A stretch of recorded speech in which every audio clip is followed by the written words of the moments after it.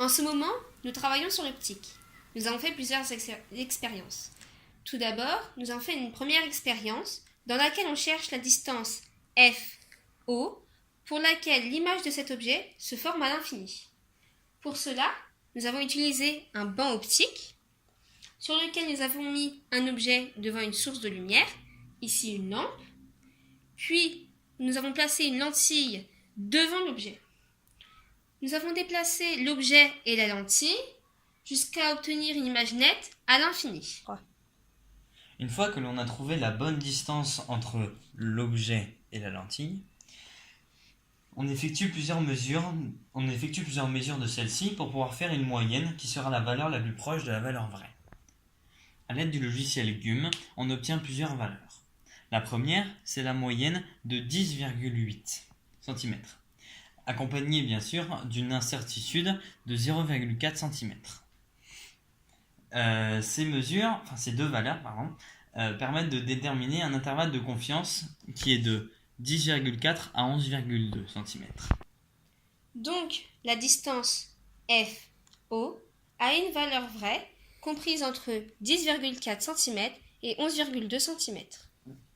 Nous avons fait une seconde expérience dans laquelle on cherche la distance OF' pour laquelle l'image de l'objet situé à l'infini se forme sur F'.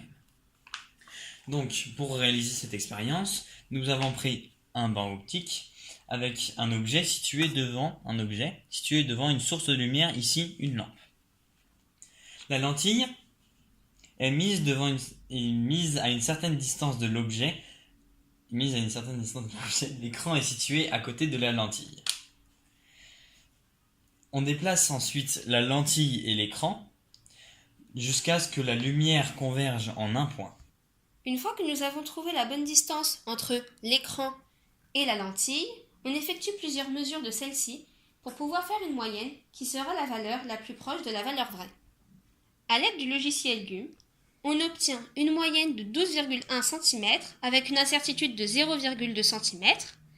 Ceci nous permet donc d'avoir un intervalle de confiance qui est compris entre 11,9 et 12,3 cm. Donc la distance OF' a une valeur vraie comprise entre 11,9 et 12,3 cm.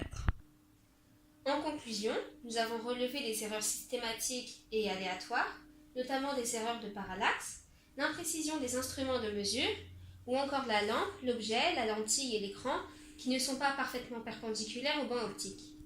Toutes ces erreurs seront bien sûr à éviter lorsqu'on refera le protocole.